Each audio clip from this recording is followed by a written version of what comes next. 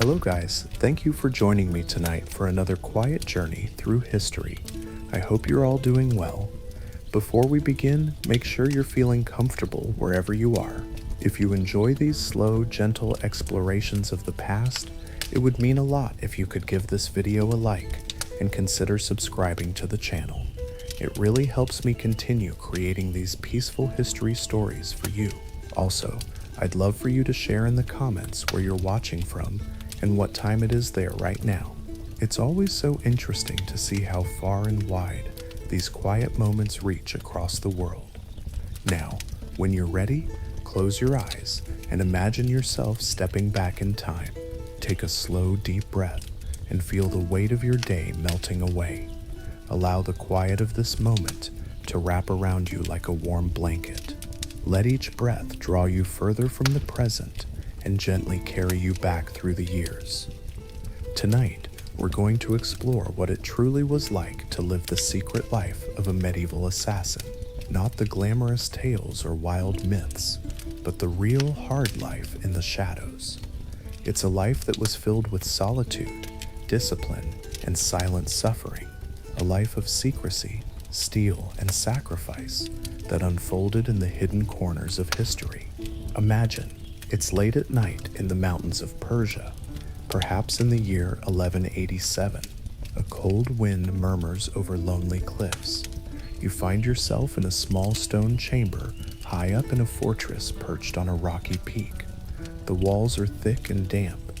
A single oil lamp flickers gently, casting long, dancing shadows on the rough-hewn walls. Outside, the winter wind howls softly, and now and then you hear it pushing against the wooden shutters. This place is called Alamut, the Eagle's Nest, or perhaps it's one of the many hidden strongholds held by your secret order. You are young, barely more than a boy, but inside you feel old before your time. You have no family here, no one who knows your real name or where you came from. Those things were left behind when you were just a child. Perhaps you were only 11 or 12 years old when you were brought into this fortress. That might have been some years ago now. Try to remember that day. You were an orphan, or perhaps taken from your home because of your potential. You recall being led up a steep, winding mountain path, scared and uncertain. The world you knew falling away behind you with each step. The air grew thin and cold, biting at your cheeks. Strangers in coarse wool cloaks surrounded you, stern and silent as they escorted you upward. When you arrived, the great wooden gates closed behind you with a resonant thud, and with them your old life was sealed away. From that day on, you belonged to the Order, an austere brotherhood of shadows and daggers, a secret sect operating beyond the reach of ordinary laws and kingdoms, sworn to a cause only whispered of by others. Within these high stone walls, perched among barren crags, you began your new life of training. It was harsh from the very start. In those early months and years, you lived in near isolation from the outside world. Every day followed a strict, unyielding routine. At dawn, before the sun even warms the gray stones, you awaken on a simple straw mat. There is no softness or luxury, just a coarse wool blanket and the stone floor beneath. Your body often aches from yesterday's drills and from the chill of the mountain night. You rise quietly in the dim pre-dawn light. Perhaps a small bell sounds faintly from a distant tower to signal the beginning of prayers. You and the other young recruits shuffle out of your cells and gather in a cold hall lit with a few flickering torches. The air is brisk. Your breath ghosts in front of you as you murmur the dawn prayers with the others. Together, you all perform the morning devotions according to the teachings of your sect. You recite verses in a soft drone, heads bowed, each of you enveloped in your own thoughts and the solemn rhythm of the words. There's a weight to these dawn prayers, a hushed, serious sense of purpose. In the stillness, you can hear only the quiet shuffling of feet on stone and the gentle echo of whispered Arabic and Persian prayers wafting up to the arched ceiling. You start every day this way, committing yourself anew to the cause and to absolute obedience. After prayers, the day's training begins immediately. Often, before you've even broken your fast, you are already being put through your paces. An older instructor, a stern man with a lined, weathered face and eyes as sharp as a hawk's, orders you and the others out into the pale morning light. Sometimes the mountain is shrouded in cold mist. Sometimes there's a rime of frost on the flagstones. You can feel the chill biting through your thin tunic and into your skin. There's no complaining, of course. You line up in the courtyard with the other youths, your breath puffing in the air, and begin exercises as commanded. Weapons practice is a daily ritual. The instructor presses a wooden practice sword or a weighted staff into your numb, cold hands. Again, he says quietly but firmly, and you begin your drills. Under his watchful gaze, you practice slashing, thrusting, blocking, over and over, until your muscles burn and your fingers lose all feeling. If you falter or show the slightest hesitation, you receive a swift crack from the instructor's cane across your shoulders. It stings fiercely and startles you fully awake, so you grit your teeth, straighten up, and continue without a word. There is no room for weakness here, only discipline. The training is brutal but effective. Day by day, you become stronger, quicker, more disciplined. When the sun is finally fully up, you and the other trainees are given a small meal, perhaps a piece of flatbread, a handful of dates or olives, and some water. It's simple, meager fare, just enough to keep you going. The order doesn't indulge its novices with hearty feasts or delicacies. You eat in silence under the watchful eyes of the masters. Conversation is minimal and kept to hushed whispers, because you never know who might be listening or how even a careless word might be judged. By now, you've learned that absolute obedience and silence are expected at all times. Early on, you witnessed what happens when someone breaks the rules. One of your fellow trainees, a boy not much older than you, was caught whispering a joke about the master of the castle, or perhaps humming a forbidden tune to himself during chores. Such small acts of youthful carelessness are seen as dangerous lapses here. The punishment was severe. The boy was taken away, and you later heard only hushed rumors of his fate. Some said he was lashed bloody. Others claimed he was expelled from the order entirely. In truth, you never saw him again after that night. You sometimes wonder if he was simply sent home in disgrace, or if something darker happened, but you do not ask. Questions can be as dangerous as disobedience in this place. The lesson was made crystal clear. Defiance, even in small things, will not be tolerated. In fact, within these stony walls, very strict rules govern every aspect of life. You recall how it was explained to you that as aspiring assassins, as fede, the devoted ones, you must live pure and austere lives. Certain behaviors are utterly forbidden. No drinking of wine or any alcohol, ever intoxicants, are haram, and also in the order's eyes, weaken the mind and resolve. No frivolous music or idle entertainment either. Even something as simple as a recruit playing a flute or humming a love song is banned. The masters say such indulgences distract from your purpose and soften your spirit. You remember the story told in whispers of what happened when the founder's own sons broke these rules. They had secretly partaken of wine, perhaps thinking their status might excuse them. But when their father, Hassan, the old man of the mountain himself, discovered their transgression, he ordered them executed as an example. A chill passed through everyone when that story was recounted to you. If the supreme leader would put his own sons to death for disobedience, one can only imagine the fate awaiting any ordinary disciple who strays. So you follow every rule to the letter. You speak little and keep your eyes lowered respectfully around your superiors.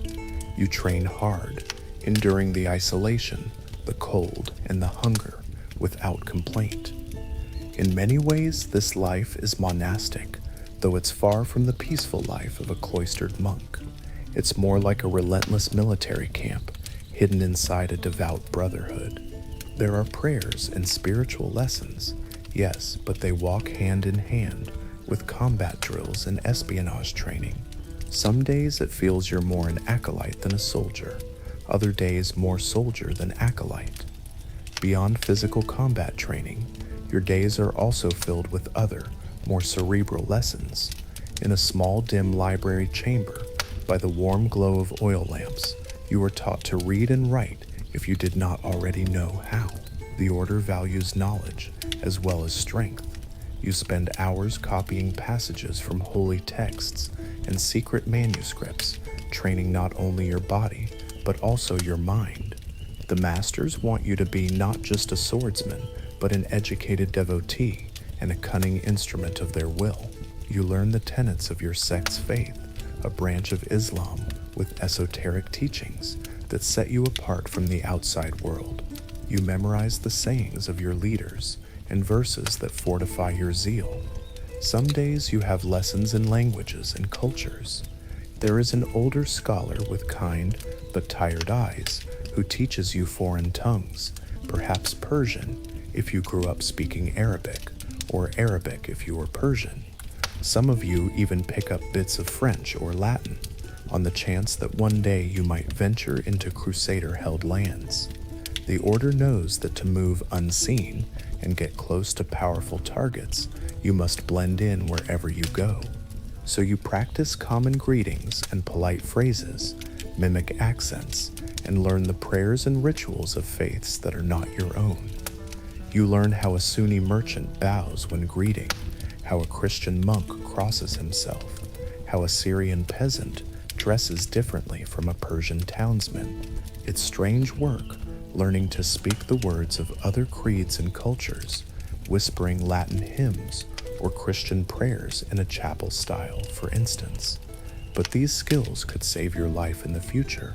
You practice adopting the manners of a humble Sufi dervish one day, and the straightforward stride of a Turkish soldier the next, depending on who the enemy might be. At midday, you might receive another scant meal, perhaps a bit of lentil porridge, or a piece of coarse barley bread dipped in sour vinegar, and then the training continues without rest. Under the early afternoon sun, when the stones of the courtyard radiate heat in summer, or are blindingly bright under a winter's glare, you practice agility and endurance. The fortress walls themselves often become your training ground. Instructors have you climb the ramparts and towers, using only your hands and feet, to build strength and confidence in scaling heights. Your fingers grow calloused and strong from clinging to rough stone. Many times you feel your heart hammering as you balance on a narrow parapet high above a canyon, forcing yourself not to look down at the dizzying drop.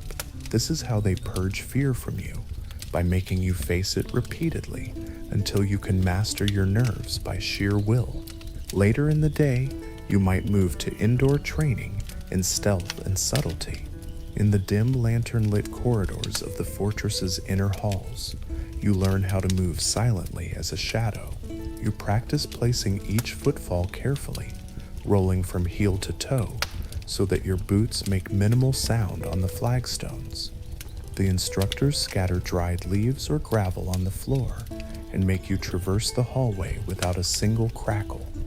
You learn to avoid the patches of floor that creak by mapping them out in your memory.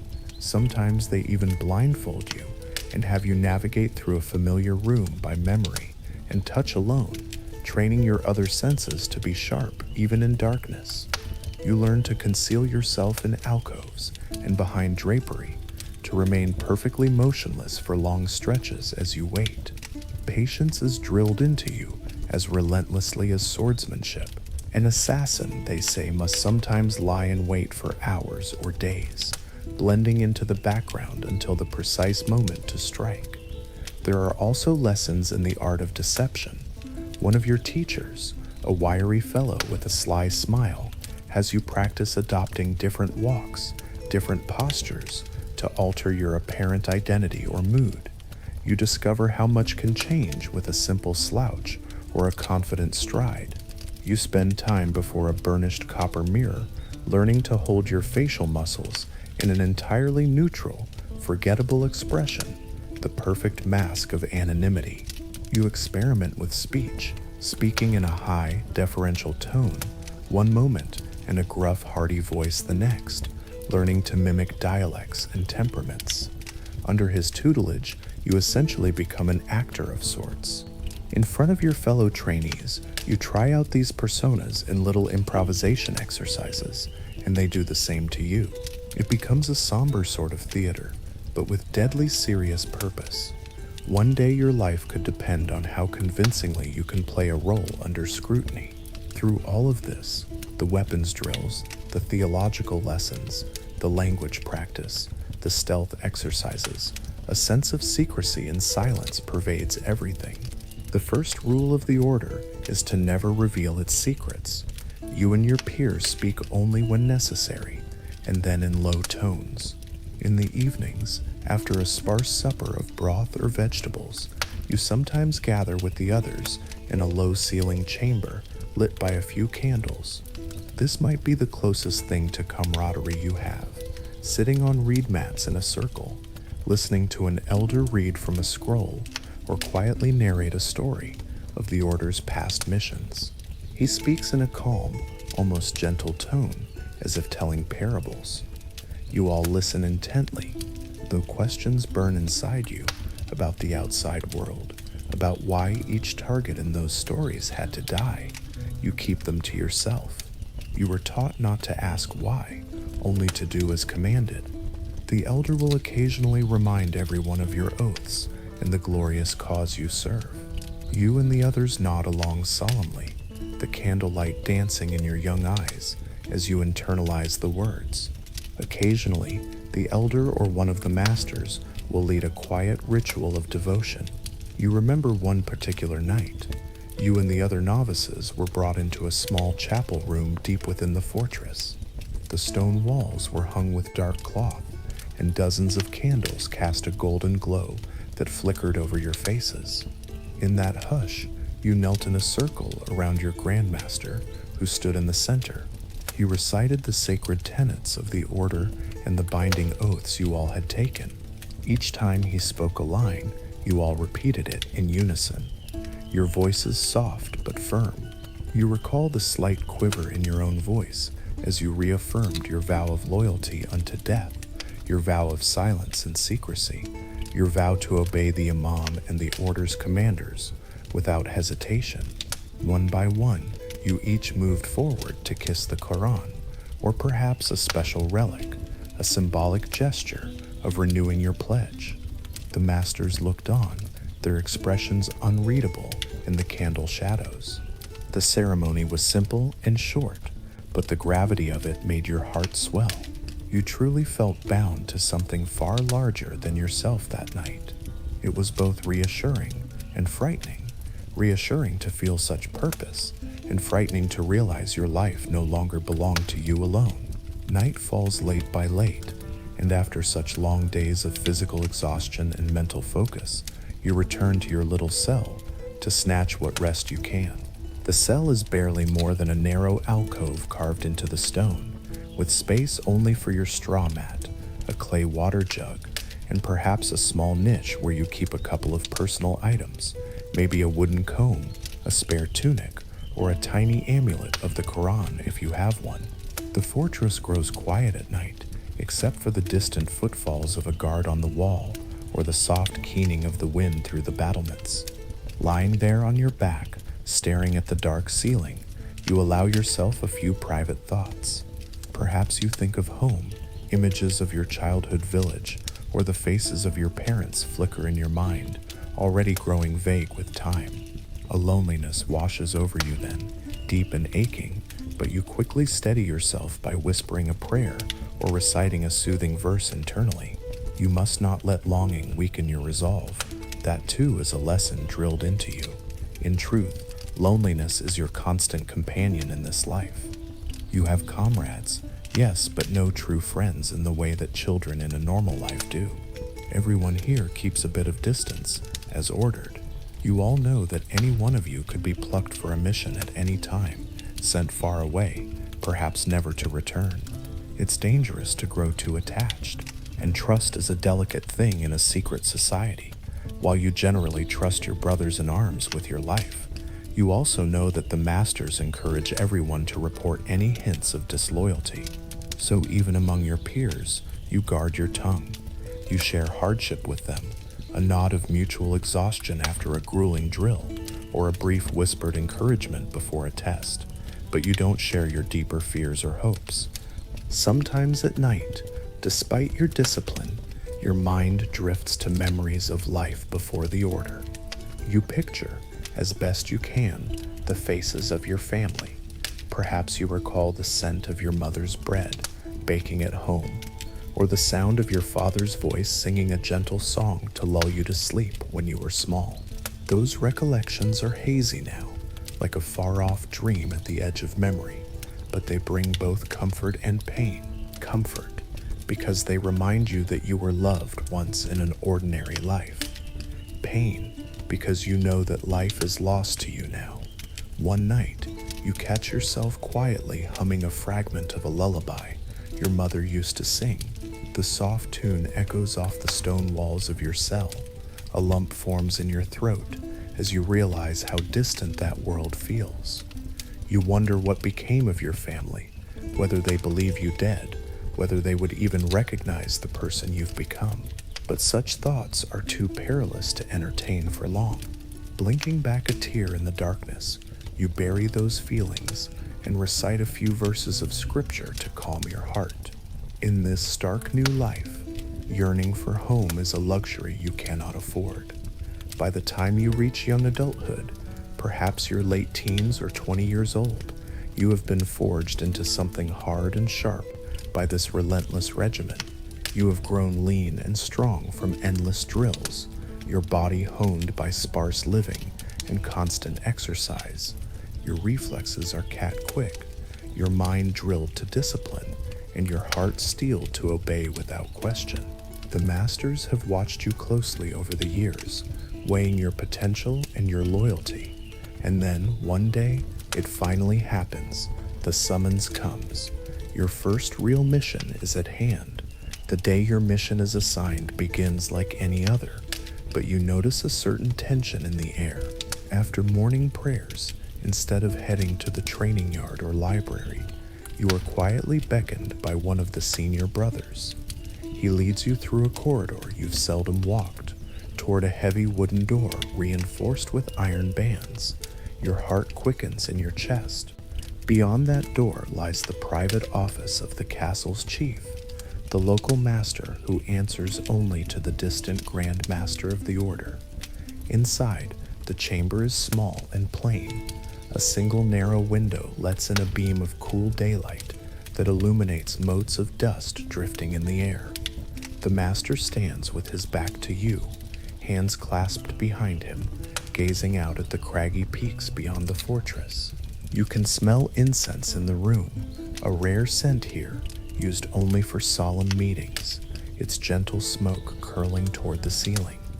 Without turning, he addresses you in a low, steady voice. "It is time, my son." He faces you then, and on his stern-lined face, you think you detect something almost like pity or concern. On a simple wooden table beside him lies a parchment sealed with an insignia in dark red wax. He breaks the seal and unrolls it, scanning the contents, then nods slightly to himself. "You have been chosen for an important task," he says softly, looking you in the eye. He does not ask if you accept. It's understood that you have no choice, and besides, you've trained your whole life for this moment. You bow your head and answer quietly, "I am ready, Master." The Master steps closer and extends the parchment to you. You receive it with both hands and look at the script. On it are a few lines written in a coded cipher that you have been taught to read. Your eyes carefully trace the letters. The message is terse and clear. It gives a name, a title, and a location. The target is a nobleman, a powerful Frankish lord, and he is currently in a coastal city far to the west, beyond the reach of our mountains. The orders are to travel there in disguise, await the right opportunity, and eliminate him. There are no reasons given, no explanation of why this man must die. None are needed. The Order's leadership has marked him as an enemy of the cause, and that is all you require to know. Still, as you swallow hard, you can't help but wonder who this man is and what he did to earn such a fate. Perhaps he leads armies against our brethren, or betrayed an alliance, or persecutes those of our sect. But you push aside curiosity. It's not your place to question, only to act. The Master watches you intently. He places a firm hand on your shoulder.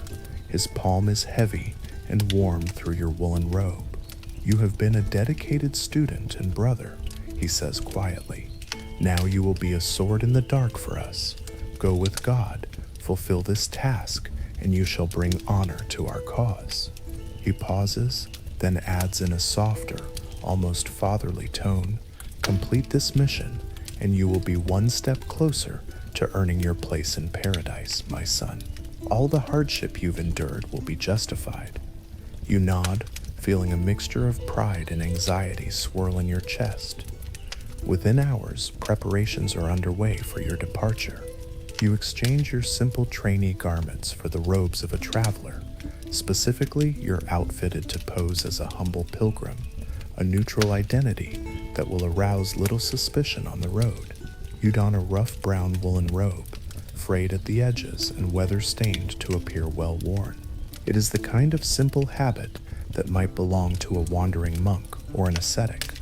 Underneath, hidden in the folds, you secure your dagger, the same blade you trained with for years, now sharpened to a lethal edge. Its hilt is plain wood wrapped in leather strips for grip, not ornate or conspicuous. Nothing about you must stand out. You also tuck a smaller knife in your boot as a backup. The Order's quartermaster issues you a tiny glass vial of dark liquid, carefully stoppered. In a hushed voice, he explains its contents, a potent poison. If applied to a blade, it will ensure any wound you inflict is swiftly fatal. Alternatively, if capture is imminent and escape impossible, a single drop on your tongue would end your own life in moments, sparing you the tortures of falling into enemy hands. You handle the vial gingerly and hide it deep in a padded pouch at your belt. Feeling its cold presence against your hip, you suppress a shiver. That tiny vial carries both life and death within it. Your provisions are few. You're given a small satchel with just some flatbread, dried figs, and a bit of hard cheese. Enough food for a few days, meant to be supplemented by buying or finding food along the way. You also receive a water skin and a modest sum of coins, only a handful of small silver pieces, just enough to pay for lodging in cheap inns or buy passage with a caravan, nothing lavish.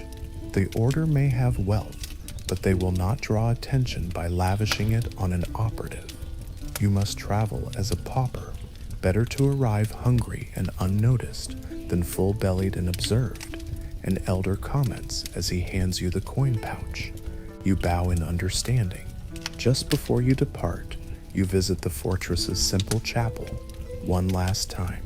Kneeling on the cold stone floor, you bow your head and offer a quiet prayer. You ask for strength, for clarity of mind, for success in fulfilling your duty, and perhaps, deep in your heart, you pray that if you should fall, your soul will find mercy. The chapel is silent and dim, lit by only a couple of flickering oil lamps. You smell wax and stone.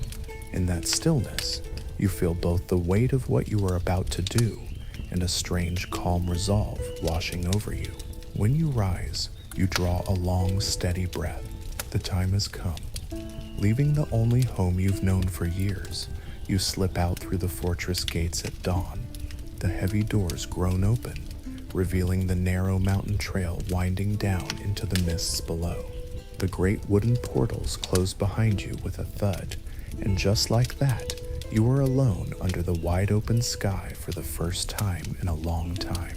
The path ahead is steep and treacherous, zigzagging down barren slopes. As you descend, The air warms and thickens with each 100 paces. You can smell earth and distant pine forests below. The sense of the wider world, both exciting and a bit intimidating after the rarefied air of your mountain sanctuary. The world you are stepping into feels immensely large and unknowable compared to the cloistered, ordered life you're leaving behind. But step by step, you move forward, heart focused on the mission. The journey west is long and arduous. For weeks, you travel across changing landscapes, from the stark rocky highlands into rolling foothills, across arid plains and bustling towns, onward to the coastal lands of the Levant. At first, you wind through narrow mountain trails. Your boots scuff on loose rocks, sometimes sending pebbles clattering down the slopes. You travel mostly on foot. No horse is provided, as a solitary rider might attract undue attention.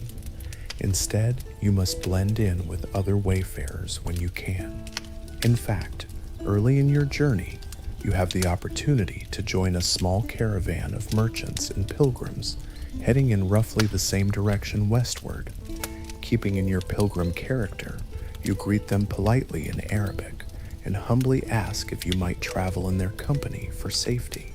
The merchants, a mix of weathered men leading laden donkeys and a couple of families driving ox carts, accept you without much fuss.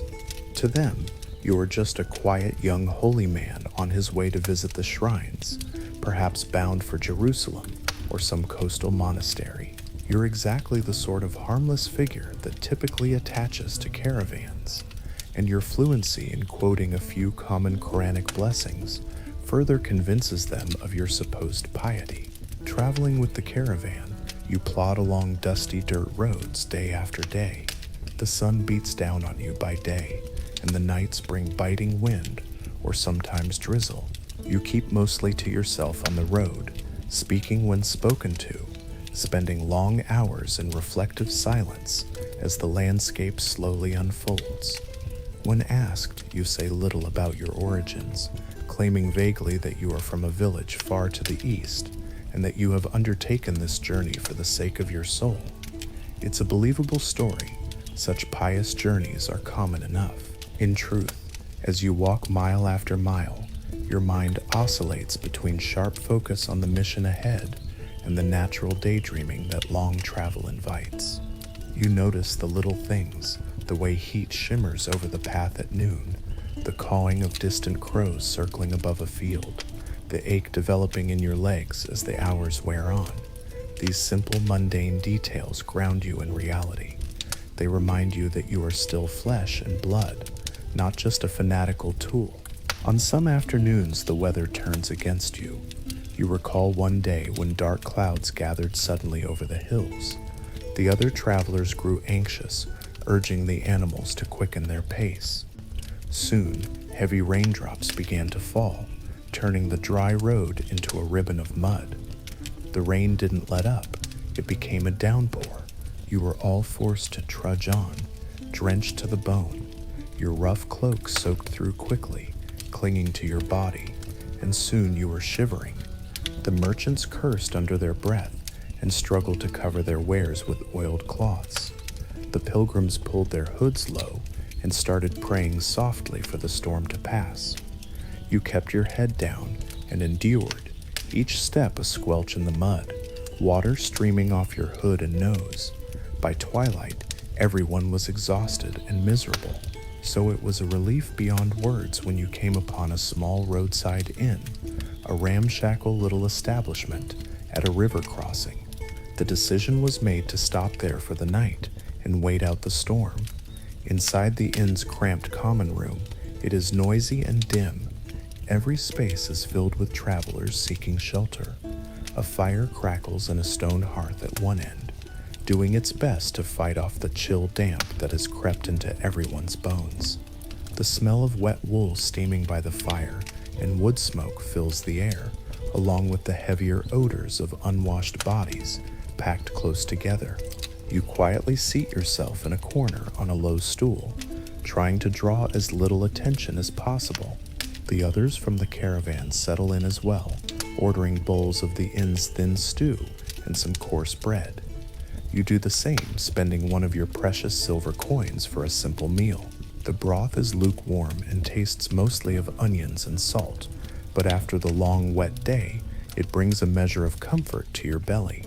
You listen as the merchants chatter among themselves about trivial matters, the price of pepper in the market, a minor feud in some town on their route, whose donkey is stronger. Their voices mingle with the hisses and pops of the fire and the patter of rain on the roof. One of the older merchants brings up the latest rumor from abroad, his voice hushed as though sharing a ghost story. Have you heard about the Marquis of Montferrat? They say some assassins got him entire not long ago. Dressed as monks, they stabbed the poor man dead in the street. Another traveler nearby chimes in, making a protective sign against evil. Aye, those order of assassins, devilish fiends, everywhere and nowhere. Not even kings are safe. A few of the listeners murmur in fearful fascination. You keep your eyes on your bowl, your face in the shadow of your hood, and your expression carefully neutral. Your heart beats a touch faster, but outwardly you seem uninterested and detached. The men continue swapping wild stories. One claims the assassins use magic potions or hashish to turn themselves fearless. Another swears he met a man who saw their secret mountain paradise filled with beautiful houris.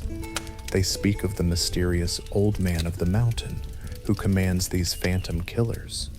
Listening to them, you feel a strange dissonance.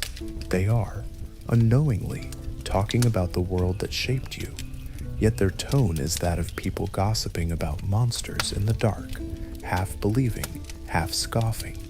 You remain silent, taking occasional sips of your bland stew as if you find their tales nothing but idle chatter. But inside, you feel a twinge of melancholy at hearing your harsh reality reduced to tavern talk and fearful legends. How little they know of the flesh and blood men behind those myths. In that moment, you feel as insubstantial as a ghost among them, the real you, invisible under your humble disguise. An assassin sitting quietly while the frightened world spins wild tales about figures like you. That night, space inside the inn is scarce. Travelers crowd together on the floor of the loft and along the walls, sharing body warmth where they can. You find a spot in a hayloft above the stable where the smell of horses and manure is strong, but the hay provides some insulation from the damp. You remove your damp robe and drape it near a heat source to dry as much as possible by morning. With no dry clothes to change into, you remain in your clammy undertunic. You lie back on the scratchy hay, using your satchel as a pillow. Around you, you hear the rustling of others settling in, the slow breathing and coughing of tired travelers in the dark, and from below the soft snorts and shuffles of the inn's animals. A baby whines briefly in the arms of its mother across the room, then falls quiet. Eventually, the chamber sinks into a symphony of snores and restless stirrings. You, however, find it hard to sleep deeply. The hay beneath you prickles, and an occasional stray flea bites at your skin. Your shoulder aches from carrying your pack all day, and your feet throb dully. But more than the physical discomfort, it is your mind that remains restless. You replay the details of your mission plan in your head to make sure you've forgotten nothing. You go over your cover story again and again, ensuring you remember every detail you might need if questioned. If someone asks which monastery you trained at, you have an answer ready, one that actually exists, though you've never been there. If someone asks why you travel alone, you'll say your companion fell ill and you left him with kind relatives in a previous town. These little lies must come naturally when needed.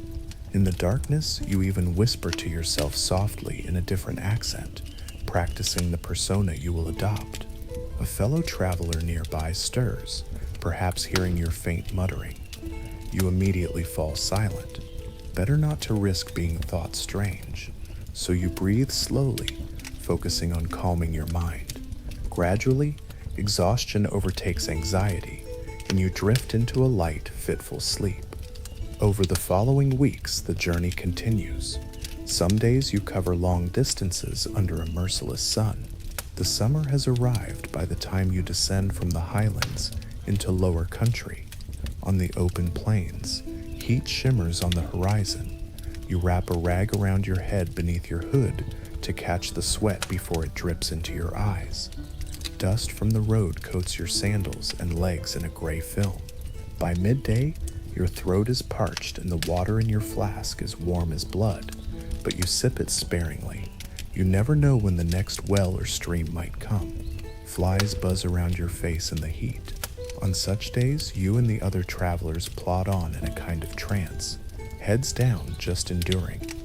By contrast, some nights bring biting cold or sudden windstorms that lash sand against your skin. You've endured pouring rain and blistering sun, and you know there will be more to come. You take it all stoically. These physical hardships are just another trial to bear. In a way, you welcome them. They keep you alert, remind you that you are alive and on a vital mission. Eventually, after a long and wearying trek, you catch sight of your destination. It is a late afternoon when you crest a rise and see a great city sprawled by the blue expanse of the Mediterranean Sea. The sun is beginning to dip westward, casting a golden haze over the harbor in the distance. The city's walls and tall towers glow in that light, and you can just make out ships with their sails in the bay beyond. This must be the place named in your orders, the stronghold of the noblemen you are to eliminate. Your heart beats a little faster at the realization that the truly dangerous part of your mission is about to begin. As you approach, you join the flow of traffic heading toward the main gates. There are merchants with laden mules, peasants herding goats, soldiers in mail returning from patrol, dusty pilgrims like yourself, all converging on the city's broad gatehouse as evening draws near. The closer you get, the stronger the smells of the city hit your nose. Wood smoke from countless hearths, the tang of the sea breeze carrying hints of salt and fish, and less pleasant odors like animal dung and the press of unwashed humanity so typical of medieval towns. After weeks in sparse hinterlands, the intensity of the city assaults your senses. At the gate, guards are stopping entrants to briefly question them or collect tolls on goods. You feel a slight knot of nerves in your stomach as you shuffle forward in the queue. 2 armored men with spears flank the arched gateway, and a clerk sits at a wooden table recording entries and collecting coin from traders. When it's your turn, one guard holds up a gauntleted hand. "Name and purpose in the city?" he asks gruffly in Arabic, eyeing you up and down. Up close, you can see his face is sweaty under his helmet, and he looks more bored than suspicious. You speak softly, keeping your eyes lowered in a respectful manner. You give a common name you've prepared and reply that you are a wandering scholar and devotee on pilgrimage, come to visit the holy places and libraries of the coastal cities. Your dialect is that of a person from somewhere east but educated, exactly what you intend. The guard squints at you, and at your worn attire, a lone pilgrim hardly merits much concern. He grunts and waves you through, perhaps muttering a rote blessing for travelers. A small thrill of relief runs through you as you pass beneath the great stone arch into the city beyond. Step by step, you slip inside, another anonymous face in the crowd. Inside, the city unfolds around you in all its vibrant, chaotic life. Narrow, winding streets teem with people. Vendors cry their wares. You hear a baker shouting about fresh flatbread, a spice seller singing the quality of his cinnamon. Children dart between stalls, laughing and chasing one another. An old beggar woman sits by a wall, hand outstretched and mumbling a prayer for alms. The buildings loom 3 or 4 stories high in places, with wooden balconies nearly touching across the street overhead. It's both exciting and overwhelming after the silent, open spaces of your journey. But you gather your composure. You have a role to play. Your first priority is to secure a place to stay that suits your disguise. As a supposed pilgrim and scholar, a logical choice is to seek lodging at a religious house. Many cities offer hospitality to traveling monks or students at local madrasas or monasteries. After asking a fruit seller for directions, you make your way to a modest church, an attached monastery, not far from the city's eastern gate. Approaching the heavy wooden door of the cloister, you greet a passing friar and humbly inquire in Latin if they might have space to host a traveler for a short while. The monks here are cautious but welcoming when they see your threadbare robe and hear your soft, educated Latin praise to God. Soon enough, you find yourself shown to a tiny cell-like room in their guest quarters, a far cry from luxury, but you have lived with far less. There's a narrow cot with a straw-filled mattress and a woolen blanket, and a simple wooden cross hung on the wall. It's actually more comfortable than what you're used to. The straw is clean, the blanket not too scratchy. The monks offer you a bowl of vegetable pottage and a chunk of brown bread for supper. You eat silently in their refectory, blending in among some other pilgrims and poor travelers who also benefit from the monks' charity. The warm stew and the safe roof over your head are a blessing after your long journey. Now that you are in the city, the true work of your mission begins, gathering information and awaiting the right chance to strike. Over the next several days, you move carefully and methodically, always keeping up your guise as a benign traveler. By day, you venture out into the bustling streets with a reed pen and a small notebook, props to support your scholar persona. You spend time in markets, in the courtyards of mosques and churches, anywhere crowds gather, all the while discreetly observing your target's known haunts. According to what you glean from overhearing local gossip and conversations at the monastery, this noble lord, let's call him Lord Raymond for now, is indeed present in the city and is staying in a fortified mansion near the central cathedral. He is an important figure, so he travels with a retinue of knights and servants. It seems he appears in public occasionally, especially for religious services at the cathedral or to attend council meetings at the prince's palace. These are likely the moments of opportunity you must look for, times when he will be outside his heavily guarded residence. You begin to map out a plan. You find a vantage point in the cathedral's open courtyard, where, posing as a pious scribe, making notes of the architecture, you can watch unobtrusively. Sure enough, on a holy day, you spot Lord Raymond arriving at the cathedral on horseback, flanked by half a dozen mounted knights. He dismounts and enters for mass, his guards remaining outside or by the doors. He's a tall man, richly dressed in a blue tunic embroidered with gold thread. Even from a distance, you can see he carries himself with confidence and perhaps arrogance. This confirms his habits to you and helps you envision how and where an attack might be possible. Likely not inside the cathedral during service, too many guards at the doors, too many witnesses packed in close, but perhaps afterwards, when he departs and the crowd is moving, there could be an opening. Your days in the city take on a pattern of careful observation and preparation. By night, back at the monastery's simple quarters, you review what you've learned and refine your plan. You check your dagger's edge and make sure your vial of poison is secure. You continue to play the part of a quiet pilgrim, joining the monks for early morning prayers, helping in their garden in exchange for your keep, and spending time ostensibly studying in their small library. All the while, your mind is on the mission. You practice donning different minor disguises too. One day, you go out dressed plainly as a laborer and walk near Lord Raymond's mansion to note the guard rotations. Another day, you wrap your cloak differently and carry a basket of herbs, impersonating a vendor's assistant to linger near his route to the palace. Each time, you gather a bit more intelligence, how many guards walk with him, whether they position themselves ahead or behind, how the city folk react to his presence. Bit by bit, you piece together an understanding of his routines. Finally, the opportunity you've been waiting for presents itself. There is to be a grand service at the cathedral on a certain late morning, a feast day. Lord Raymond will attend with his household. Crowds of worshippers will be present, and in that bustle, an assassin might manage to get close. You decide this is the moment. You spend the night before in quiet preparation. You pray alone in the monastery chapel, while most others sleep, steadying your nerves and asking silently for strength and forgiveness for what you are about to do. In the dim light of a single candle, you also quietly coat your dagger's blade with the poison from your vial.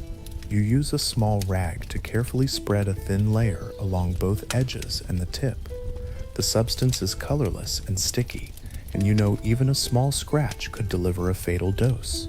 You handle the blade with utmost caution and wrap it in oiled cloth until the time comes. Tucking it back into its sheath, you breathe out slowly. You lie down on your cot, but sleep only in brief, shallow fits that night, your mind rehearsing the plan over and over. When dawn breaks on the appointed day, the sky is clear and bright. The city hums with the extra activity of the feast day, processions, bells ringing, throngs heading to the cathedral. You dress carefully in a fresh pilgrim robe that the monks provided, making sure your dagger is securely strapped beneath it, easily accessible. Over it, you drape a simple mantle. You look every bit like one of the hundreds of humble worshippers in town for the occasion.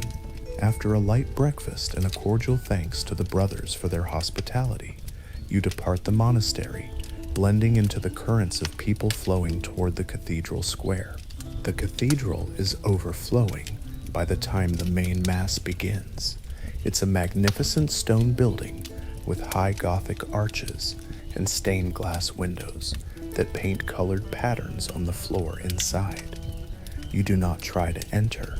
You imagine Lord Raymond will be seated up front with plenty of security near him. Instead, you position yourself outside, near the bottom of the broad steps that lead from the cathedral's main doors down into the bustling square. Many people who couldn't fit inside are milling about here, listening to the liturgy from outside. Beggars line the edges of the square, and vendors quietly sell roasted nuts and water to those waiting. You take up a spot not far from a group of genuine poor pilgrims, quietly fingering a rosary of wooden beads to complete your guise. The sun climbs higher, turning the square bright and hot. Pigeons coo and strut about, occasionally fluttering off when the crowd shifts. You feel a trickle of sweat down your back but remain focused. Under your calm exterior, your muscles are taut and ready. After what feels like an eternity of waiting, the service concludes. The great bronze doors of the cathedral swing open, and people begin to stream out, some chatting happily, others in quiet prayerful moods. You know Lord Raymond will be among the last to leave, given his status. You ease through the throng to maneuver yourself into position. As planned, you move toward the bottom of the steps, near where his horse and guards likely await him. In your hand, you hold a rolled piece of parchment, a prop to make it appear you intend to hand him a petition or letter. Your heart thuds steadily, but you find your breath and force it to remain slow and controlled. This is it. At last, you see him in the doorway. Lord Raymond appears, distinguished in his fine garments, with a chain of office gleaming around his neck. Beside him is a bishop, and just behind follow two of his knights. The rest of his entourage flanks him further behind. He pauses at the top of the steps, squinting in the bright light, scanning the square as if acknowledging the common folk present. People make way for him, bowing or curtsying as appropriate. Guards stand at the ready by his horse a few paces away. You begin walking up the steps towards him, adjusting your posture to appear humble and awestruck. Your head is bowed slightly, your right hand holding out the rolled parchment, as if with an urgent message, your left hand tucked respectfully inside your sleeve, where it grips your hidden dagger. There are plenty of others on the steps, some beggars calling out for alms, a few poor women trying to get blessings from the bishop, a couple of monks. Amid this flurry, you approach directly yet unthreateningly. You are just another supplicant in a crowd. As you near Lord Raymond, who is now halfway down the steps, one of his personal guards steps forward, as if to clear the way. The guard's eyes flick over you, but you're already almost upon them, appearing deferential. With your head bowed, you extend the parchment slightly toward the nobleman. "Milord, a humble petition, if it pleases you," you say in a meek tone. Lord Raymond's attention is piqued, perhaps expecting a note or a request for mercy from some citizen. He slows a fraction, reaching out to take the parchment, or at least to see what you present. His guard, though wary, doesn't immediately react with alarm. After all, you appear to be a harmless young pilgrim. This is the window of opportunity you have anticipated. Time seems to slow. As Lord Raymond leans forward to take the parchment, his focus momentarily on the scroll, your right hand lets go of it, and in the same fluid motion, shoots toward your left sleeve. In a heartbeat, you have drawn your dagger from beneath your robe. The blade, smeared with poison, gleams dully in the sunlight as it arcs upward. With a sudden explosive step, you close the last gap between you and him and drive the dagger toward his torso with all the precision and force you can muster. A flash of surprise crosses Lord Raymond's face. His eyes widen, mouth falling open, but he has no time to even cry out. Your blade punctures deep, just below his ribcage, slipping between the plates of any light armor he might be wearing beneath his tunic. You feel the resistance of flesh, and then the hot bloom of blood on your hand. Gasps and screams erupt around you. For an instant, you and he are face to face, his expression one of shock and pain, staring into your steady, cold eyes as he realizes what is happening. Almost nose to nose, you whisper perhaps a brief prayer, or maybe it's just in your mind, and then you yank the dagger free and strike again. The second thrust goes upward, under his breastbone. Lord Raymond shudders, a strangled sound escaping his lips. By now the square is in chaos, people shrieking, scattering in every direction. His nearest guard lunges toward you with a shout, but in the same moment, Lord Raymond collapses against you, his legs giving out as the poison and wounds overwhelm him. You use that half second to pivot, letting the dying man slump to the steps. Blood is pouring from his wounds, staining the stone stair. The guard swings his sword at you in a wide arc. You duck, the blade whooshes just over your bowed head. Adrenaline floods your veins. Everything is happening in blurs of motion and sound. You cannot fight these guards in the open. You must escape now or be cut down.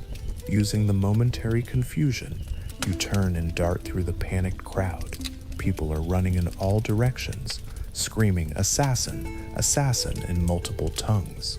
This confusion is your shield, throwing off your outer pilgrim cloak to reveal a drab tunic underneath, less distinctive. You swiftly weave into a knot of fleeing townsfolk. The guards struggle to chase you through the stampede of bodies. You hear one yelling for archers or more men, but you do not look back. You slip down a narrow side alley beside the cathedral, heart pounding, but mind eerily calm. In seconds, you've put some distance between yourself and the immediate scene of the attack. The city is now on high alert. Bells begin clanging, and you hear shouts echoing off the stone walls. Still, you know these winding lanes and back passages, somewhat from your days of scouting. You make a series of quick turns through an area of workshops and storerooms, knocking aside a startled butcher's apprentice carrying a rack of meat. He barely registers more than surprise at the hooded stranger's rush. You discard the bloody dagger in a pile of refuse, not because you're squeamish, but because a bloody weapon will draw eyes, and you have another hidden blade if needed. Your heart is hammering against your ribs. You force yourself to breathe steadily as you slip into a narrow, shaded alley behind a row of tannery sheds. There, you pause just long enough to pull a length of common linen cloth from your satchel and wrap it around your head like a peasant's turban, altering your appearance. From your satchel, you also grab a half-empty sack of barley, something you picked up as a prop earlier, and sling it over your shoulder. Now, instead of a hooded pilgrim, you look like a tired porter or farmer hauling grain. With the chaos unfolding, many such workers are ducking out of sight or hurrying home, so you blend right in as you emerge from the alley onto a different street. You move with purpose, but not at a run. Running attracts attention. Instead, you walk briskly amid a stream of others evacuating the market area. You can still hear distant commotion, but it's behind you now. You notice your hands are trembling slightly from the adrenaline and the enormity of what you've just done. In a quiet side street, behind a stack of crates, you pause a moment and press your back to a wall. You whisper a brief prayer of thanks for your escape. Taking a rag from your pack, you quickly wipe your hands clean of the blood that spattered during the attack. Your mind is still racing, but you marshal your thoughts. Next step, get out of the city as soon as it's feasible. The gates may be shut temporarily in the immediate hunt for the assassin, but you have a plan for that as well.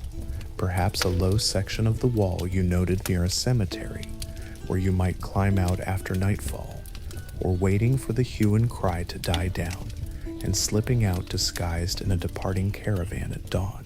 Either way, you need to retrieve your cached belongings. You had stowed some travel gear at a safe house beforehand.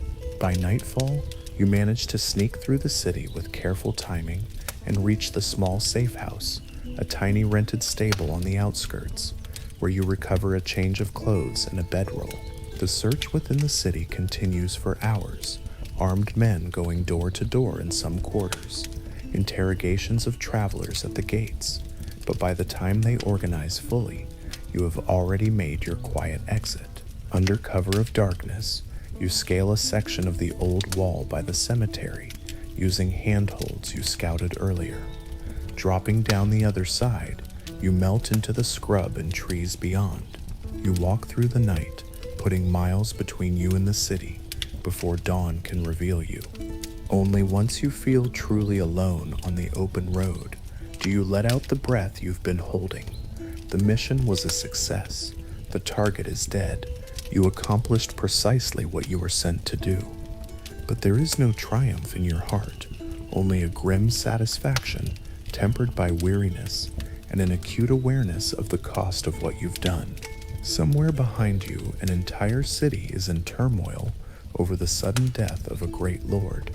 You, however, are already a phantom to them, vanished like a shadow. Only you carry the intimate memory of that moment on the cathedral steps, the shock in his eyes, the warmth of his blood on your hands, and the cries of the onlookers echoing in your mind. As you trudge eastward on an empty moonlit road, a strange numbness settles over you. This was your first kill outside of training. You followed your indoctrination to the letter and succeeded, and yet as the adrenaline ebbs, you realize your hands are shaking anew, not from exertion, but from something within. You clench them and whisper prayers to steady yourself. The Order would praise you when you return. Perhaps they'll even raise you in rank now that you are proven. But walking alone in the silent night, you feel no elation, just a heavy solitude, a job done, a life extinguished, and the world moves on. You pull your cloak tighter against the night chill and keep walking, one foot in front of the other on the long road home. When you finally return to one of the Order's mountain fortresses weeks later, you do so quietly and without fanfare. They usher you in at night through a postern gate. In a dim chamber, you kneel and report the details of your mission to a group of attentive masters. They listen impassively as you recount how Lord Raymond was dealt with. They nod in approval at your resourcefulness and decisive action. They don't ask about trivial matters like how you felt or any close calls, only whether the target is confirmed dead, and if the mission could be traced back to the order. You assure them it cannot. Satisfied, they commend you in measured words.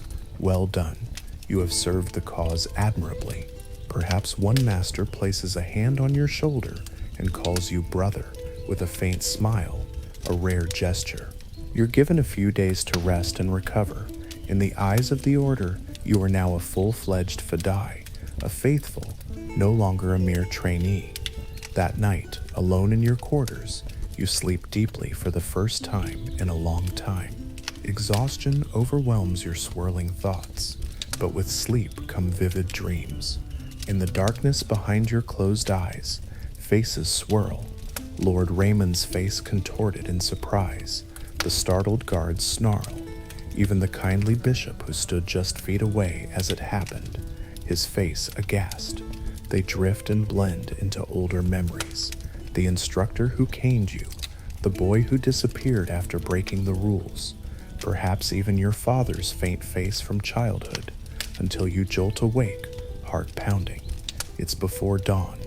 You sit up on your mat, wiping cold sweat from your brow. A dull ache has settled in your shoulder, a souvenir from when you wrenched it, vaulting over the table in your escape, and your soul feels heavy. You breathe slowly and recite a prayer until calm returns. The mission is over. It will not be the last.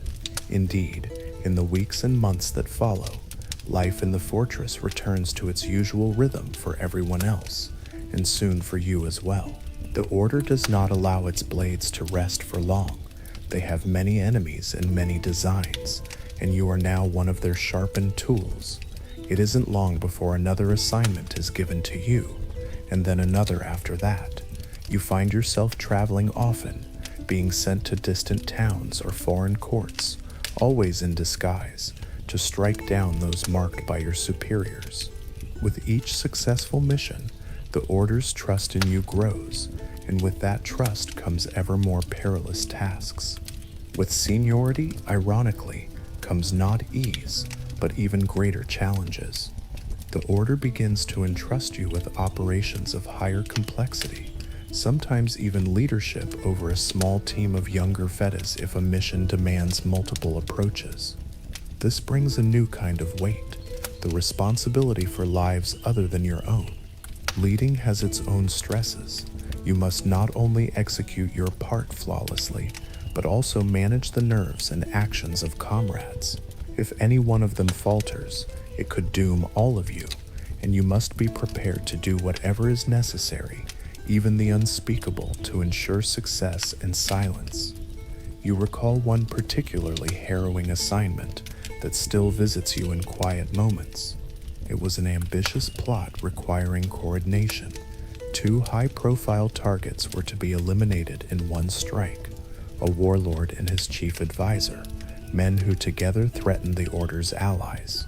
You were assigned to lead a 2-man team, yourself and a younger assassin under your guidance. In the weeks before the attempt, you both infiltrated the warlord's household in a major city. The younger man, let's call him Aziz, posed as a new kitchen servant, while you secured a post in the stables tending horses. The plan was to attack during a banquet when both targets would be present and somewhat off guard amid the festivities. For days and nights, you and Aziz painstakingly gathered information from within. You learned the layout of the banquet hall, the routine of the guards, the habits of the warlord and his advisor. Late each night, when the household slept, you met with Aziz in a dark storeroom to whisper updates and adjust the plan. By a single flickering lantern, you saw the sheen of nervous sweat on young Aziz's brow. It was to be his first major mission, and though he put on a brave face, you could sense his anxiety. You offered quiet reassurances, reminding him of his training and the righteousness of our cause. He nodded, wide-eyed, and tried to steady his breathing. The night of the banquet arrived, flickering with torchlight and echoing with laughter and clinking cups. The grand hall was filled with the warlord's guests, You and Aziz were positioned inside as servants, he pouring wine behind the target's chair, you carrying platters and water jugs through the room. Despite the tension coiled inside you, outwardly you maintained the submissive, invisible demeanor of a household slave. The warlord sat at the head of the lavish table, deep in his cups and boasting loudly. The advisor was a few seats down, quieter and more watchful. The moment came when the main course was served, a moment of bustle when many servants moved at once. That was the window we had chosen. Catching Aziz's eye across the room, you gave a subtle nod. With practiced coordination, you both moved. You set down the water jug you carried and drew your dagger from beneath your serving cloak. At the same time, Aziz, who was refilling the advisor's goblet, pulled a slim blade from his sleeve. You sprang at the warlord, who was wiping his greasy beard and too slow to react. Your dagger found its mark in his neck, silencing him with a gush of blood before a cry could escape. Chaos erupted, screams, the scrape of chairs, guards reaching for swords. Meanwhile, Aziz hesitated. Out of the corner of your eye, you saw him stand petrified behind the advisor, dagger in hand, his courage failing at the critical moment. The advisor, alarmed by the commotion, began to rise. In that heartbeat, you understood with icy clarity what had to be done. Leaving the dying warlord gurgling on the table, you lunged toward the advisor.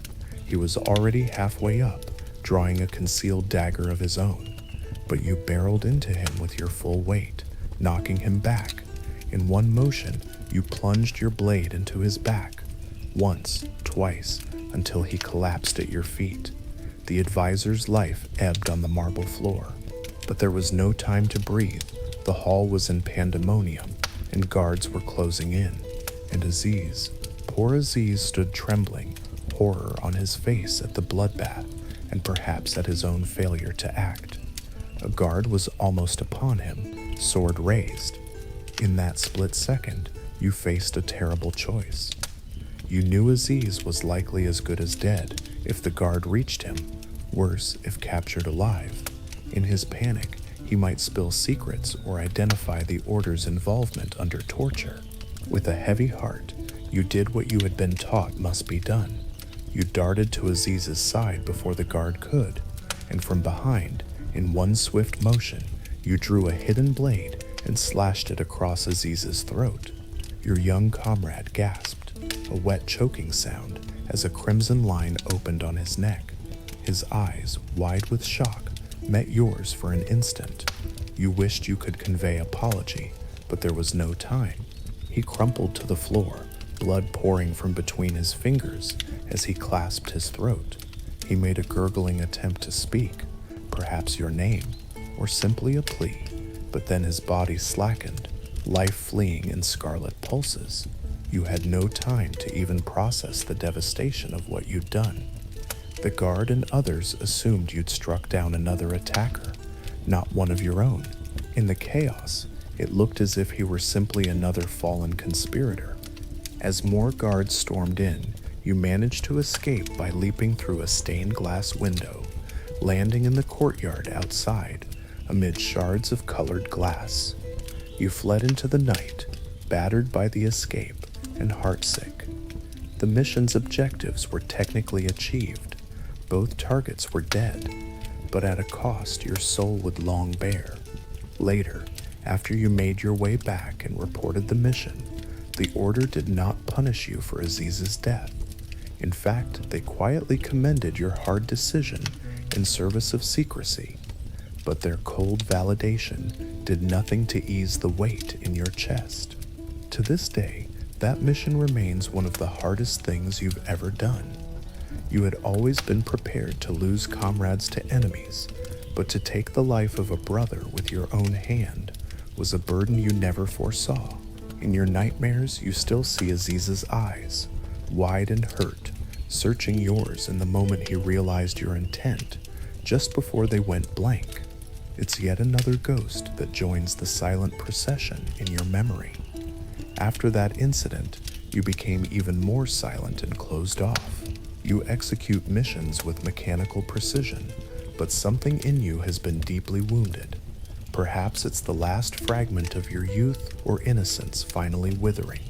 You harden yourself further, wrapping any remaining emotion in layers of resolve and fatalism. Outwardly, you become more stoic than ever, the ideal fidei, unquestioning and efficient.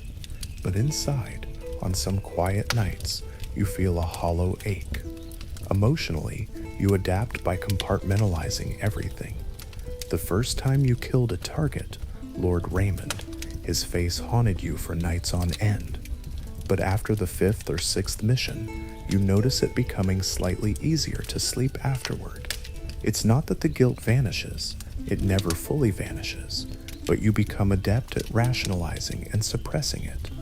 You tell yourself these targets were all truly enemies of the faith, oppressors, betrayers, threats to your people, and that by removing them you are preventing greater suffering. That belief gives meaning to your sacrifices and helps blunt the edges of your guilt. And yet, in the stillness of your soul, a small voice sometimes asks, were all of them truly so deserving of death? Perhaps 1 or 2 of the lives you've taken were not as black-hearted as the order proclaimed. You recall one twilight mission that pricks your conscience even now. You had been ordered to eliminate an aging magistrate accused of conspiring against the order's interests in his city. Late one night, you slipped into his study through an open balcony. You found the old man alone, hunched over a desk, writing by candlelight. He looked so harmless, a frail scholar with spectacles perched on his nose, his beard white and thin. As you crept closer, the floor creaked under your foot. The magistrate turned in his chair, peering into the gloom. Instead of shouting in alarm, he smiled kindly, clearly mistaking you for his servant, or perhaps a family member. "Oh, I didn't hear you come in," he said in a gentle, quavering voice. In that instant, confronted not with a snarling villain, but with a gentle, grandfatherly face, your resolve faltered. Your dagger was poised in the air behind him, but you froze for a heartbeat. Here was a living, breathing soul, not the faceless enemy you'd pictured.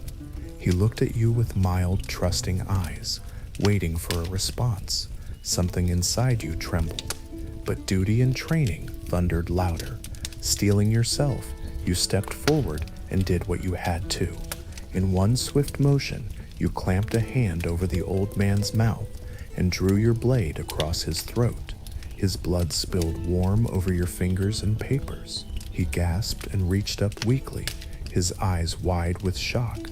And what wounded you most, with hurt confusion, he slumped from his chair to the floor as the candle on his desk flickered. You murmured an apology or a prayer, perhaps both, and left as quietly as you came, leaving him to be found lifeless amid his scrolls by morning. You completed the mission and fled unseen, but the memory of that magistrate's trusting smile and the way it turned to a pained, wordless question as he died has never quite left you. In the nights after, you sometimes saw his face when you closed your eyes. Not angry, not fearful, just betrayed and sad. You questioned in your heart whether he truly needed to die. Was he really plotting something terrible? Or was he simply a learned old man caught between powers greater than him? You'll never know. That doubt remains lodged like a small thorn in your conscience. Such thoughts are dangerous to dwell on, and you usually manage to bury them under layers of indoctrination and necessity. But they exist, forming hairline cracks in the hardened armor of your obedience. With each mission, your body accumulates scars, and your soul accumulates weight. Physically, you bear the marks of a life of violence, a jagged scar on your side from the sword of Lord Raymond's guard, your first battle wound. Later, a Mongol arrow grazed your thigh during a hazardous ambush, leaving a long furrow that healed poorly. An older scar snakes across your forearm from when you smashed through that glass window escaping the banquet. Tiny glass cuts that left white lines. You've lost a piece of your left ear to a close call with a dagger in a scrum, and one of your molars to a punch from a burly castle guard. You pried out the shattered tooth yourself, biting on a rag to stifle your groans. Your fingers are knotted with calluses and old burns from training with hot wax and blades. When cold weather sets in, you feel aches in places where bones were cracked or wounds only partially healed, reminders of past struggles. Your health suffers in less obvious ways too. Long periods on the move, eating sparse, poor food, have left you lean to the point of gauntness. There were journeys on which you ran a fever alone in the wilderness, shaking under a thin blanket, without any medicine beyond herbal concoctions you could brew on a fire. You've survived bouts of dysentery from foul water and nasty infections from untreated wounds. Once, a deep cut on your thigh obtained during an escape festered badly over a week's travel. High with fever and delirium, you resorted to a desperate measure, heating your dagger in a flame and pressing it to the wound to cauterize it. The agony was indescribable, white-hot and searing, but you prevented the infection from killing you at the cost of a large puckered burn scar. On rainy nights, that scar still throbs. You've learned to endure pain as a constant companion, yet you carry on because that is what you know. Through all the hardships, the hunger, the injuries, the fear, you cling to the purpose given to you. It's the one thing that doesn't waver, the belief reinforced by every master's praise and every completed mission that you are doing something vital for the greater good of your people and faith.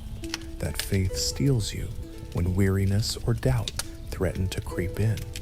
Over time, your very demeanor has changed. You move through the world like a shadow, quietly without drawing attention.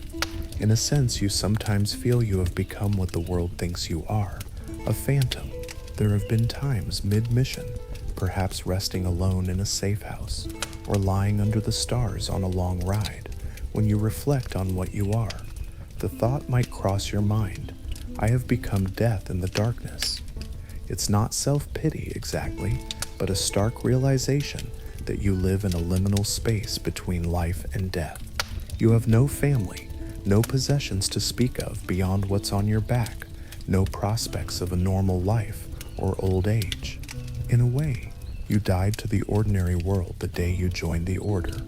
Everything since has been a kind of half-life in service to a cause. There have been moments, just moments, where this realization threatened to tip you into despair or bitterness. But whenever you reach that brink, something pulls you back. A remembered line from the Holy Quran about martyrdom, a word of praise from a grand master for your latest success, or sometimes just the habit of obedience itself, which is by now ingrained in your bones. You let that muscle memory of the soul carry you on. Your internal world has grown colder and more detached as a coping mechanism. Yet paradoxically, you still notice small, beautiful things in the world with a kind of quiet awe, perhaps because you have so little else. The golden hue of sunlight over distant mountains at dawn, or the gentle patter of rain on leaves during one of your lonely travels. These can move you unexpectedly.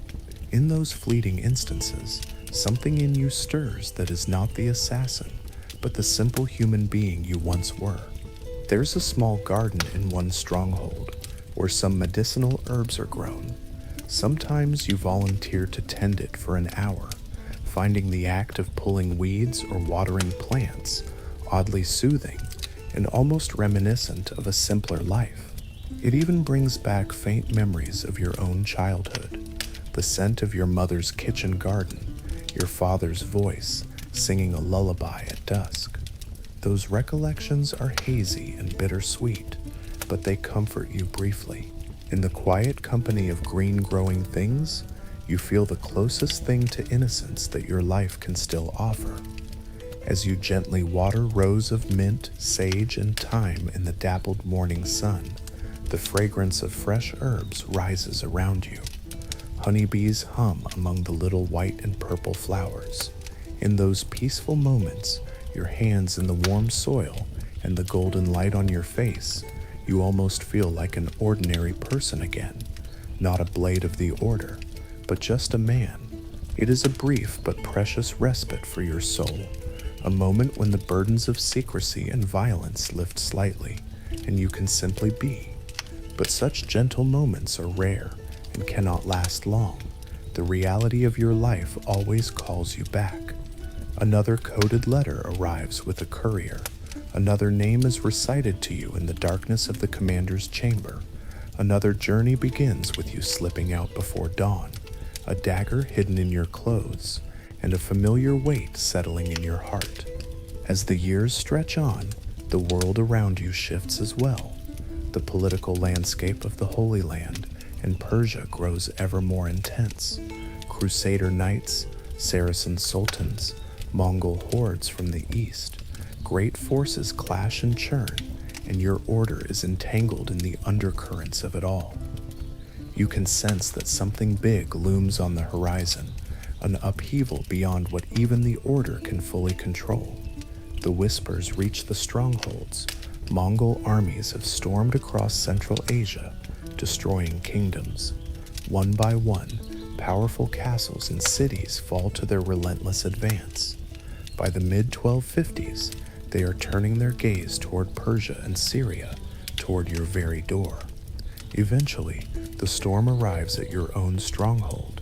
You find yourself at Alamut, the legendary Eagle's Nest fortress itself, having been summoned along with many experienced brethren to bolster its defenses. The news is grim. The Mongol general Hulagu, with a massive army, has demanded the order's surrender. The Grand Master has refused. The Mongols are preparing to annihilate every last assassin fortress. Where once your order's name inspired dread in the hearts of powerful sultans, now it is the Mongols who inspire dread in you all. These invaders fear nothing, not even death, and they specialize in crushing those who resist. Yet the order's leadership commands you to hold firm, to trust in our fortresses and in Allah's will. As the siege begins at Alamut, you take up a very different role than you are used to. Instead of slipping through shadows alone, you now stand atop high battlements shoulder to shoulder with your brothers, a crossbow in hand, trying to pick off Mongol engineers below as they assemble their trebuchets and siege towers. The sun glints off Mongol armor in the valley as their vast encampment circles your mountain. Arrows and stones rain back in reply whenever you manage a shot. The world has flipped. You, who are used to being the invisible hunter, now find yourself a visible target on a wall, facing an onslaught head-on. It is a strange fate for an assassin. The siege drags on for weeks with no relief. The Mongols encircle our mountain stronghold in a tight ring, cutting off all supplies. As winter sets in, food becomes desperately scarce. Rations are reduced to almost nothing.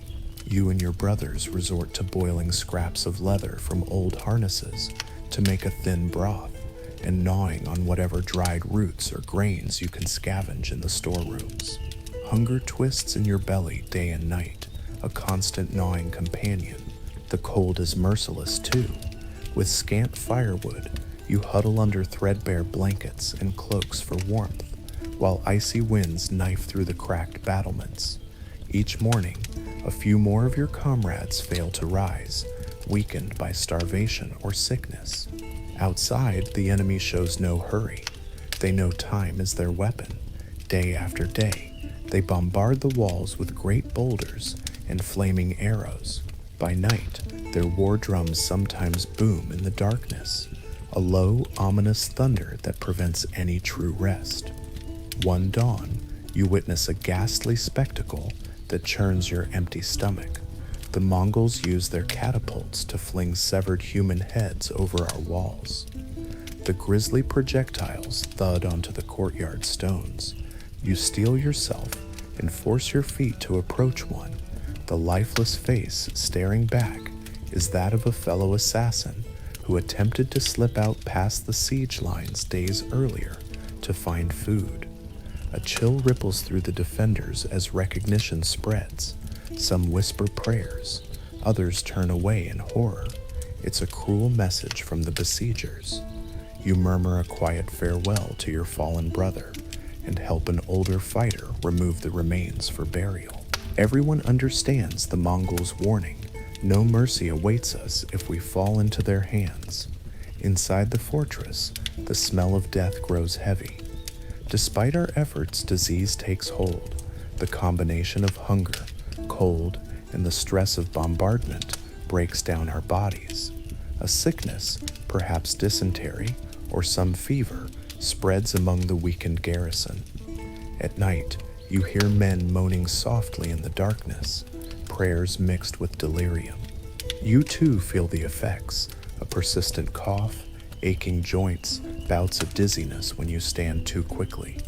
Still, you man your post each day, forcing yourself to focus on loading crossbows, on patching shattered sections of wall with debris, on anything but the despair scratching at the corners of your mind. In rare moments of pause, you whisper to yourself the comforting words that paradise is assured if you fall in service. It helps a little. The end comes sooner than you expect, and not in the way you expect. After one especially heavy night of bombardment, a section of the outer wall finally collapses. At first light, Mongol warriors pour through the breach like ants whose anthill has been kicked.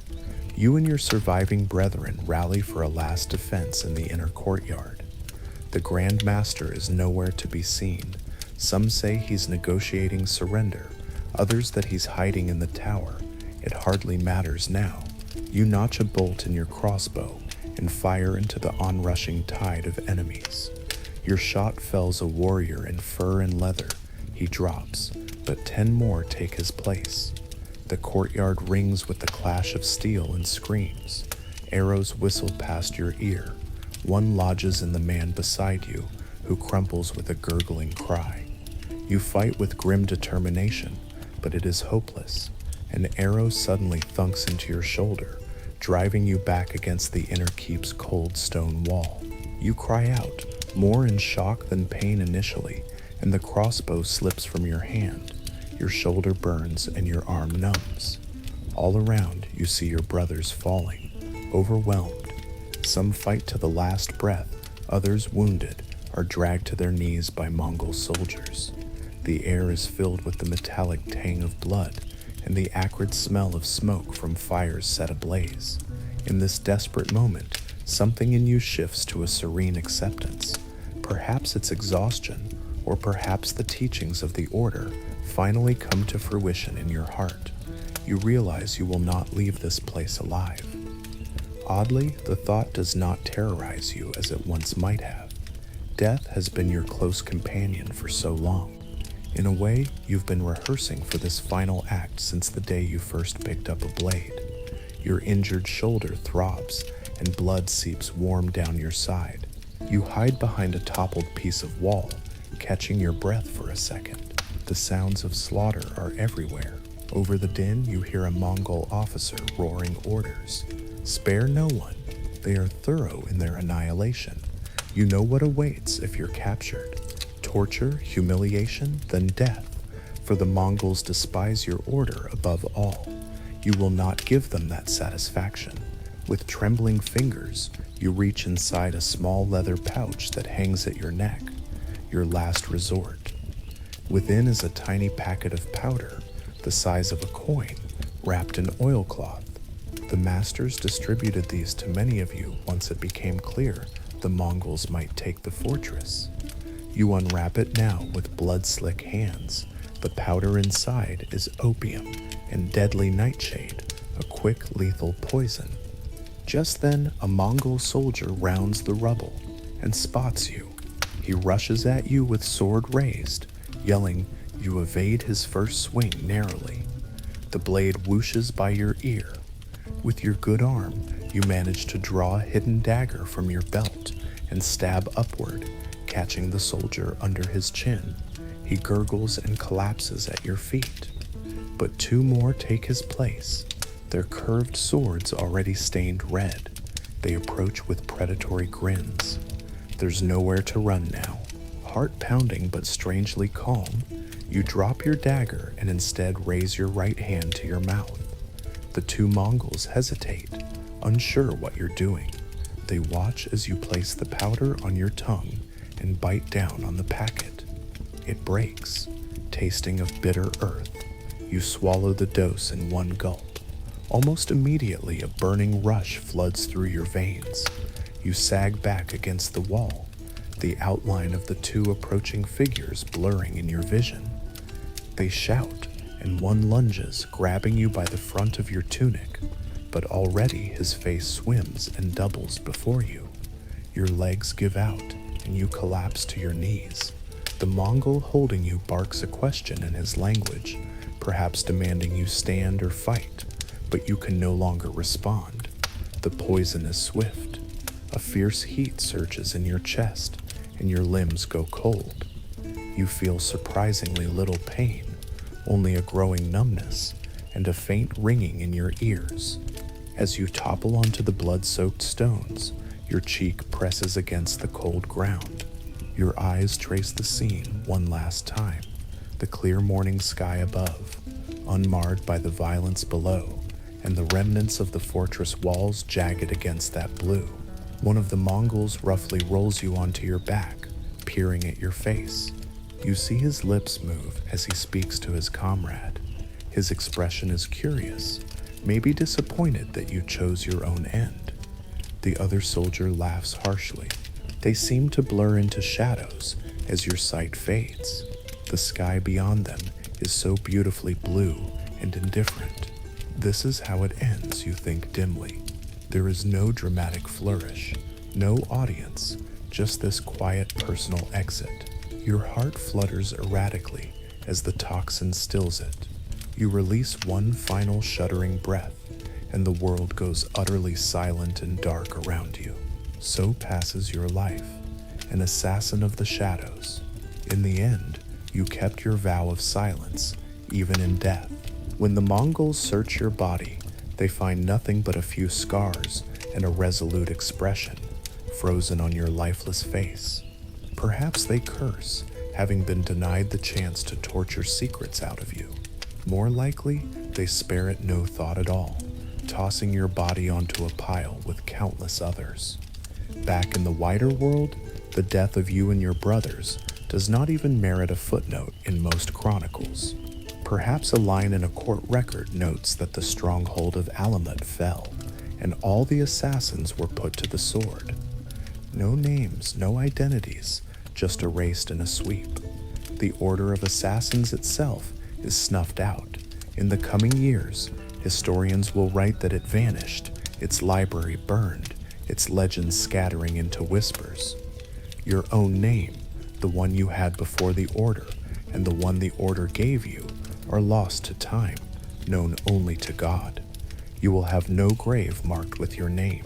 If you're lucky, a comrade said a prayer over your remains as they were hurriedly buried or left where they fell. But likely, you are simply gone without a trace, dust on a roadside, or bones in a collapsed ruin, indistinguishable from the others.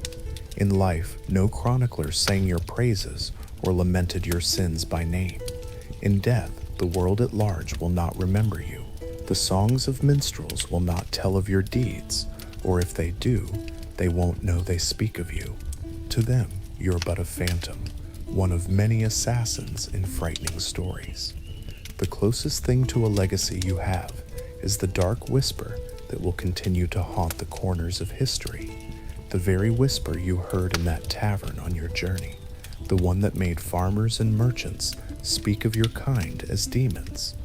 But your individual role in it is anonymous, folded into the shadows, and so your story, which began in secrecy, ends in secrecy as well.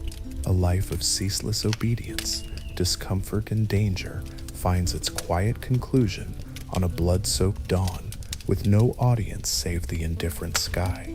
No glory, no statues, no epics sung of your sacrifice. Only the silent knowledge carried by the few who lived and fought alongside you, and most of them are gone now too. Yet perhaps, just perhaps, there is some comfort in the idea that your struggles were not entirely in vain. Maybe, in some way not recorded in books, the elimination of those figures you were sent after spared others from oppression or altered the course of events, if only slightly.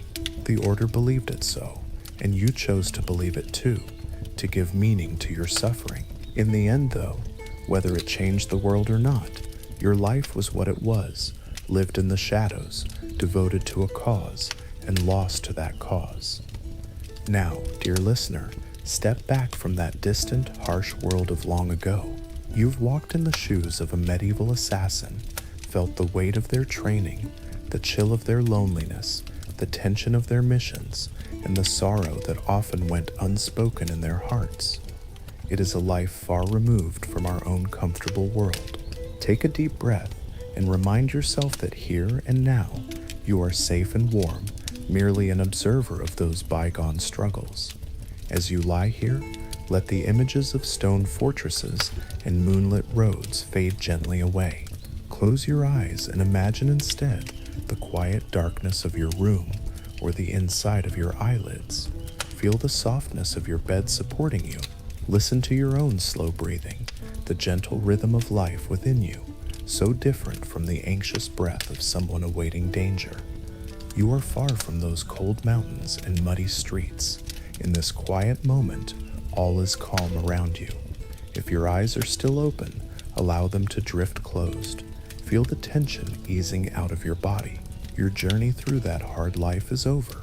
It was only an imagining, and now you're back in the present, in your own peaceful space.